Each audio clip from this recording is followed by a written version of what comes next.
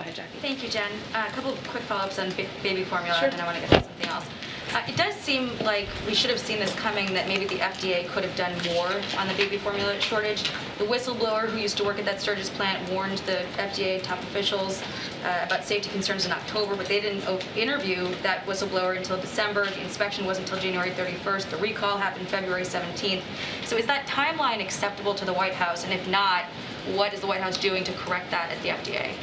I'm sure there will be plenty of time to take a look at if there are any issues that could have been improved here. I don't have any specific analysis of that at this moment in time. What I will note is that there has been work ongoing on this for months. That's how we increase the supply and how we're able to increase the sales based on the month of April overall. But there's more that needs to be done. Clearly, we don't want any parent to fear about not being able to provide formula to their child. And as I noted at the top, the president is leaving no stone unturned in addressing this. I didn't see anything in the fact sheet related to possible antitrust concerns.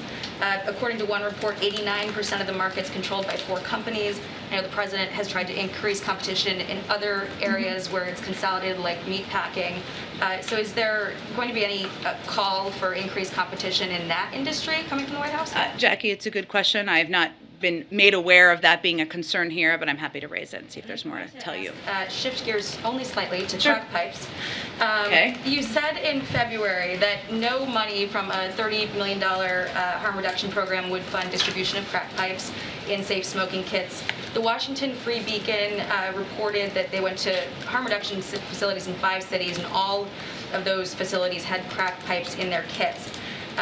HHS would not say which programs had applied for funding, and the recipient list is not out yet. So I'm just wondering if the White House can say if any taxpayer dollars paid for these crack pipes. No federal funding has gone to it. And is there any oversight to ensure that when that money goes out for the program, that these organizations will not use federal dollars for crack pipes?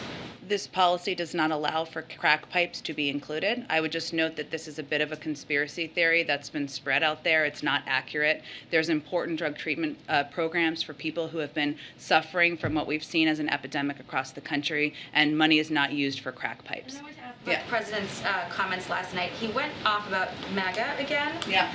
MAGA King. Yes, King he MAGA. referred to former President Trump as the ultra MAGA king. He's been decrying ultra MAGA Republicans and saying he's going to be doing it more. Mm-hmm. But Hillary Clinton expressed some regret not too long ago for referring to Trump voters as deplorables who couldn't be redeemed. And considering that Trump got 74 million votes in the last election, I'm just wondering if this is the best strategy for Biden to win over support ahead of the midterms, especially given his inaugural theme being America United. Well, I would say that the president is not afraid to call out what he sees as extreme positions that are out of line with where the American people stand, and whether that is supporting a tax plan that will raise taxes on 75 million Americans making less than $100,000 a year, or whether it is supporting efforts to overturn Roe v. Wade, something that 2/3 of the American people, in a Fox News poll, may I add, supported. And there are countless examples from there. The president believes that there is still work we can do together. The Bipartisan Innovation Act is a good example of that. But again, he is not going to stand back and stand aside while people are pushing for extreme positions that are not in the interests or supported by the vast majority of the American people. On inflation today, Ro Khanna, just sort of feeding into his comments about from last night about inflation. The president was talking about the economy when he was referring to ultra MAGA. And Ro Khanna said today that blaming Putin may not be effective.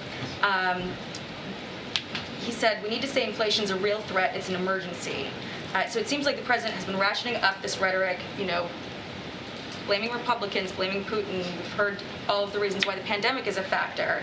But Ro Khanna is asking, this White House to call inflation an emergency and to call out the National Guard to help with supply chains. Are those things that you'd consider, this White House would consider? Jacqui, I don't think anyone doesn't think inflation is an issue. The president has said that countless times. The question is, it doesn't matter what you call it. The president just gave a speech on it yesterday. The question is, what is your plan to address it? He laid out a multi-part plan yesterday. He has taken a range of steps, including steps that even announced this week to lower the price of high-speed internet for tens of millions of Americans, to give farmers the tools and resources they need to boost production, to lower the deficit, something that happened on his watch last year, which will help, to release 1 million barrels of oil from the Strategic Petroleum Reserve, to fix the family glitch. What is the plan on the other side? We all recognize it's a problem, but if you open the cupboard door, there's nothing there, and that's the issue. Go ahead.